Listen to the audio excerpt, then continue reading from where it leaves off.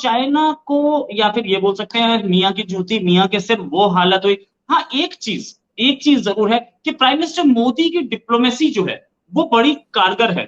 जो चाइना हमारे साथ यूएन में कर रहा था, अब की बात आईएईए में, इंटरनेशनल एटॉमिक एनर्जी एजेंसी ने, वही काम इंडिया ने चाइना के साथ कर दिया और चाइना को अपना प्रस्ताव हुआ क्या? हमने, डॉक्टर जयशंकर ने ऐसी गुगली मारी, ऐसा पैंतरा फेरा कि इंटरनेशनल एटॉमिक कमीशन में इनको अपना जो प्रस्ताव लाया था वो विड्रॉ करना पड़ा। दुनिया में कोई देश इनको समर्थन देने को तैयार नहीं है और सबने इंडिया और इंडियन डिप्लोमेसी की सराहना की है, खुलेआम की है। इनको मुंह की खानी पड़ी, literally they have been shamed and they been rattled. किसी मुल्क में इंडिया की तो कभी हमने नहीं देखा। उनके पास तो 5G भी आ गया, कभी ऑडियो लीक्स आई हो। ये हम ही डार्क वेब पे चल रहे हैं सारा टाइम। ये किस तरफ मुल्क की डायरेक्शन बन रही है तार साहब? चीमा साहब, 5G तो मैं समझता हूँ एक मामूली केस है। जिस तरीके से भारत आगे फ्यूचर में जो उनके मंसूबे नजर आ रहे हैं, आपको हर हफ्ते हर दूसरे दिन इस तरह की खबर मिलेगी।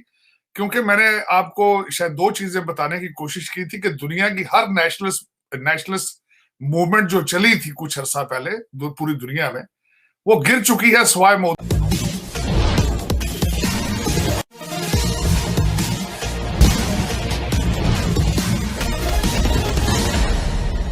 इंटरनेशनल एटॉमिक एनर्जी एसोसिएशन में भारत का रास्ता रोकने के लिए चीन ने एक प्रस्ताव लाया था, लेकिन इस बैठक में चीन को किसी भी दूसरे देश का समर्थन नहीं मिला।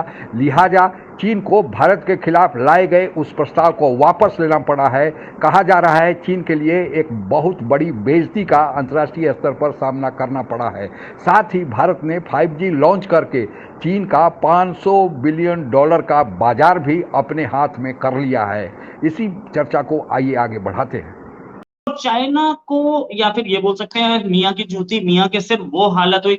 हाँ, एक चीज जरूर है कि प्राइम मिनिस्टर मोदी की डिप्लोमेसी जो है वो बड़ी कारगर है। जो चाइना हमारे साथ यूएन में कर रहा था, अब की बात आईएईए में, इंटरनेशनल एटॉमिक एनर्जी एजेंसी ने, वही काम इंडिया ने चाइना के साथ कर दिया और चाइना को अपना। हुआ क्या? हमने, डॉक्टर जयशंकर ने ऐसी गुगली मारी, ऐसा पैंतरा फेरा कि इंटरनेशनल एटॉमिक कमीशन में इनको अपना जो प्रस्ताव लाया था वो विड्रॉ करना पड़ा। दुनिया में कोई देश इनको समर्थन देने को तैयार नहीं है और सबने इंडिया और इंडियन डिप्लोमेसी की सराहना की है, खुलेआम की है। इनको मुंह की खानी पड़ी, literally they have been shamed and they been rattled today.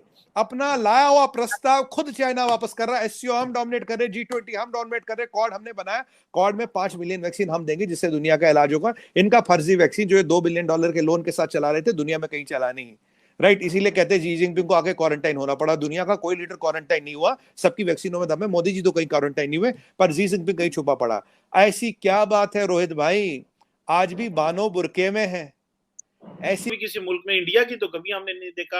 उनके पास तो 5G भी आ गया, कभी ऑडियो लीक्स आई हो। ये हम ही डार्क वेब पे चल रहे हैं सारा टाइम। ये किस तरफ मुल्क की डायरेक्शन बन रही है तार साहब? चीमा साहब, 5G तो मैं समझता हूँ एक मामूली केस है। जिस तरीके से भारत आगे फ्यूचर में जो उनके मंसूबे नजर आ रहे हैं, आपको हर हफ्ते हर दूसरे दिन इस तरह की खबर मिलेगी। क्योंकि मैंने आपको शायद दो चीजें बताने की कोशिश की थी कि दुनिया की हर नेशनलिस्ट मूवमेंट जो चली थी कुछ अर्सा पहले पूरी दुनिया में, वो गिर चुकी है सिवाय मोदी साहब के। मोदी साहब की जो उन्होंने इस वक्त भारत को स्टेरॉइड्स पे रखा हुआ है, चाहे दुनिया को पसंद आए या ना आए, लेकिन उन्होंने जो भारत को दिया है, भारत में जो नेशनलिज्म, मैं हमेशा कहता हूं कौमों की तरक्की के लिए नेशनलिज्म बहुत इंपॉर्टेंट होता है कि पूरी कौम इकट्ठी होकर अपने आप को नेक्स्ट लेवल पर लेकर जाए।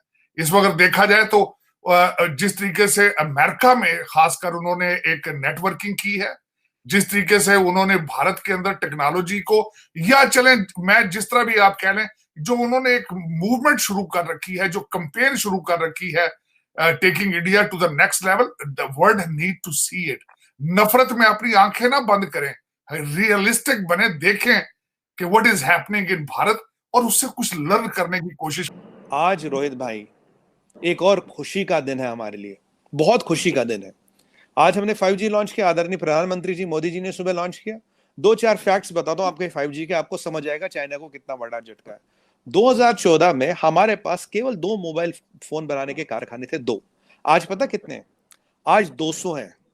आज दुनिया का second biggest mobile exporter Bharat बन चुका है।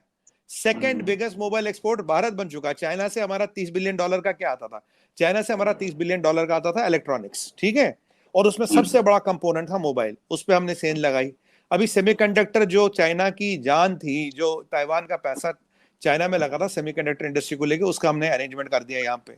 अब हम नंबर 2 मोबाइल फोन एक्सपोर्टर बन गए। वही नहीं, आज मोदी जी ने क्या कहा? आज मोदी जी ने कहा this is not the decade of India, this is the century of India, this is the century of India. अगर आप सुनील मित्तल साहब को सुनते हैं, उन्होंने कहा था मैंने सोचा नहीं था कि भारत मैन्युफैक्चरिंग हब बनेगा। मैन्युफैक्चरिंग हब नहीं, हम एक्सपोर्ट ओरिएंटेड इकोनॉमी बन रहे हैं। हम इतना बात करें तो पहले हमने चाइना को, अगर आप देखिए, कहां काउंटर नहीं किया। आज ये विषय नहीं है, ऑकस एक छोटा सा विषय है। हमने चाइना को पहले टेक्नोलॉजी में काउंटर किया, ऐप बैन लगा के। हमने चाइना की जो अमेरिका में जो लिस्टिंग होती थी इनकी पोक्सा एक्ट के अंदर, POCOAB एक्ट के अंदर, वो लिस्टिंग के डोनाल्ड ट्रंप साहब ने बंद करे। इंडिया का वहां भी रोल था, वहां भी हाथ था, ठीक है जी। फिर हमने फिर क्वाड बनाया, वहां फंसे ये। फिर हमने इनके वैक्सीन की डिप्लोमेसी को रोका, वहां रोका हमने। इन्होंने बनाया स्ट्रिंग ऑफ डायमंड्स, इन्होंने बनाया स्ट्रिंग ऑफ पर्ल्स, हमने बनाया नेकलेस ऑफ डायमंड्स। उस पर हम बात कर चुके डिटेल में आपके शो में, क्या किया हमने, क्या नहीं किया।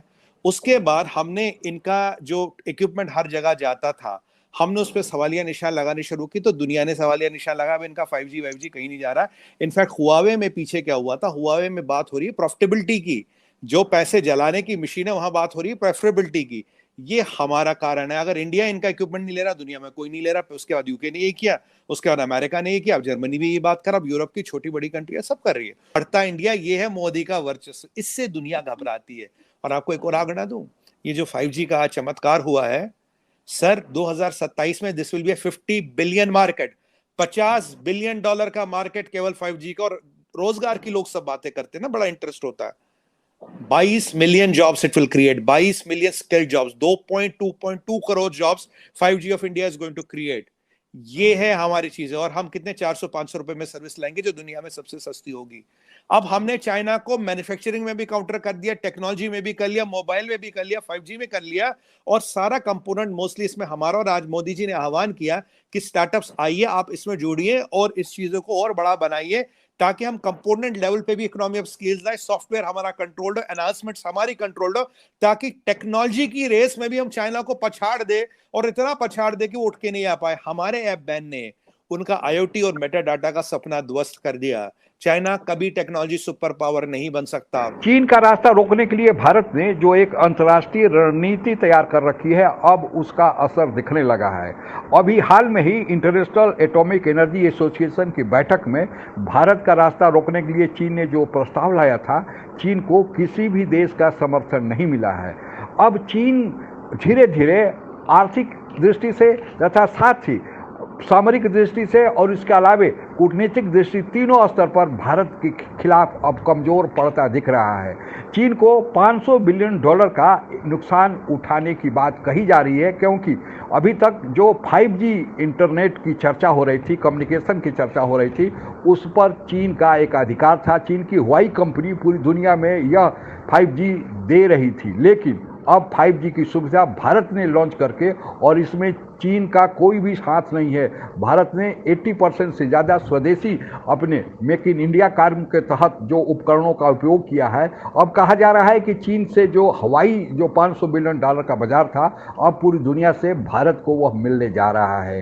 तो चीन पर यह दोहरा मार चीन के लिए बहुत बड़े एक झटके से कम नहीं है, और यह भारत का मोदी और जयशंकर की जोड़ी की कूटनीतिक कामयाबी मानी जा रही है। आज के लिए बस इतना ही। जय हिंद। आप अगर हमसे जुड़ा रहना चाहते हैं तो कृपया मेरे चैनल को सब्सक्राइब करें तथा बेल आइकन भी दबा दें, ताकि नई वीडियो की जानकारी तुरंत आप तक पहुंच जाए। धन्यवाद। जय हिंद।